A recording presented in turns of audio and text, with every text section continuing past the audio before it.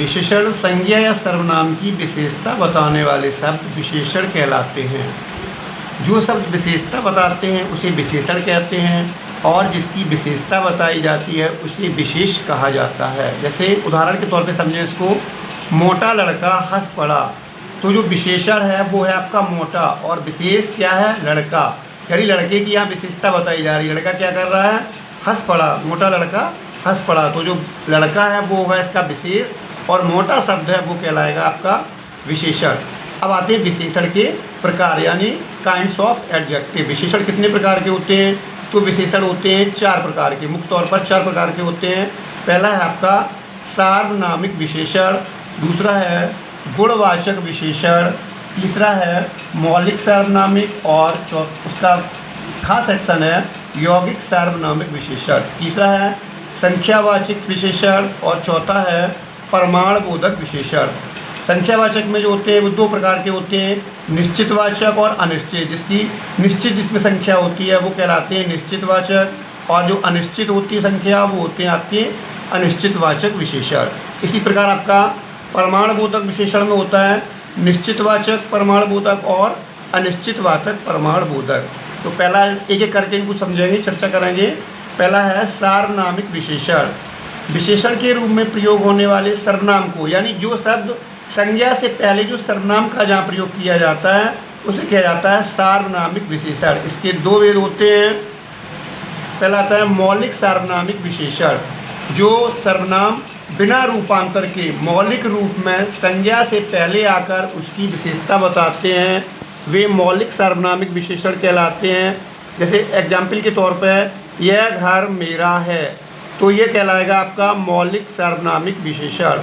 और इसी का जो खा है वो है यौगिक सार्वनामिक विशेषण। जो सर्वनाम रूपांतरित होकर संज्ञा शब्दों की विशेषता बताते हैं उन्हें यौगिक सार्वनामिक विशेषण कहते हैं।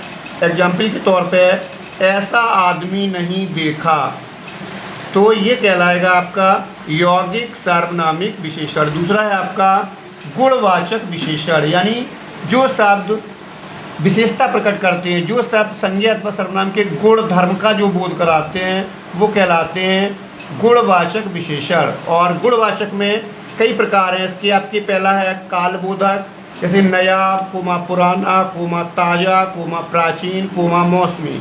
दूसरा है इसमें आपका रंगबोधक, लाल पीला काला नीला हरा। फिर है दशाबोधक है मोटा पतला सूखा युवा गीला। गुणवाचक इसमें अच्छा बुरा झूठा पापी सीधा सरल। फिर इसमें आपका आकार बोधक है गोल लंबा चौड़ा नुकीला पतला। संख्यावाचक विशेषण। जो शब्द संख्या का बोध कराते हैं उन्हें संख्यावाचक विशेषण कहते हैं। ये 2 प्रकार के होते हैं, निश्चित संख्या यानी जहाँ संख्या निश्चित होती है वो निश्चितवाचक संख्या विशेषण कहलाते हैं। जैसे 20 आदमी कोमा 50 रुपये। और निश्चित संख्या विशेषण को कई भागों में विभाजित किया जा सकता है। नंबर 1 गणनावाचक, यानी जिसकी गणना की जा सके, जिसे गिना जा सके, जैसे 1 2 4 8। दूसरा है इसका क्रमवाचक, जैसे पहला 10वां 100वां चौथा। तीसरा है आवृत्तिवाचक, त्रिगुना चौगुना सौगुना। और चौथा है समुदायवाचक, चारों आठों तीनों। फिर इसका समुदायवाचक में 2 इसका है अनिश्चित संख्यावाचक। इसमें अनिश्चित संख्या का बोध होता है, जैसे कई लोग आए थे कुछ चले गए, तो जो कुछ लोग बातें कर रहे हैं।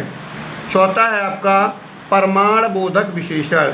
जिन विशेषण से संज्ञा अथवा सर्वनाम के प्रमाण का बोध होता है उन्हें प्रमाणबोधक विशेषण कहते हैं। जैसे निश्चित, ये भी 2 प्रकार के होते हैं, निश्चयवाचक और अनिश्चितवाचक। जैसे 10 किलो घी, तो ये निश्चित है कि यहाँ घी की मात्रा दी हुई है 10 किलो, तो ये कहलाएगा आपका निश्चितवाचक विशेषण। और अनिश्चितवाचक में यानी जहाँ पर कोई निश्चितता ना हो, फिक्सेशन ना हो, वो कहलाएगा आपका अनिश्चितवाचक विशेषण। जैसे थोड़ा ज़्यादा घी, थोड़ा या ज़्यादा शब्द है वो कोई अनिश्चित वाचक शब्द कहलाएंगे। फिर आता है आपका प्रविशेषण, जो शब्द जो विशेषण की विशेषता बताते हैं, यानी जो विशेषण की विशेषता बताएं वो शब्द कहलाते हैं हमारे प्रविशेषण शब्द कहलाते हैं। जैसे वह बहुत तेज़ दौड़ता है, तो दौड़ने की विशेषता बता रहा है कि बहुत तेज़, यानी उसकी तेज दौड़ने की जो गति है वो बहुत तेज़ है, तो बहुत तेज़ शब्द है वो कहलाएगा हमारा प्रविशेषण। ये